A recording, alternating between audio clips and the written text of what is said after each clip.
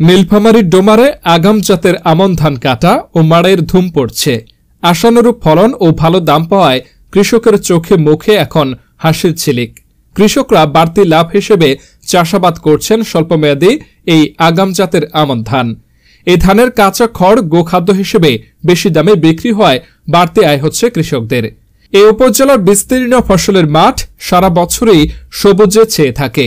জমিগুলোতে ৩ থেকে ৪টি ফসল হওয়ায় আর্থিকভাবে লাভবান হচ্ছেন কৃষকরা।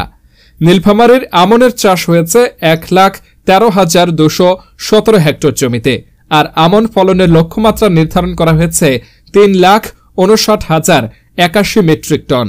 এ তথ্য জানান নীলফামারী কৃষি সম্প্রসারণ অধিদপ্তর। রবিবার ডোমার উপজেলার বিভিন্ন এলাকা ঘুরে দেখা যায় মাঠে মাঠে আগাম জাতের আমন ধান কাটা ও মাড়াইয়ের ধুম পড়েছে।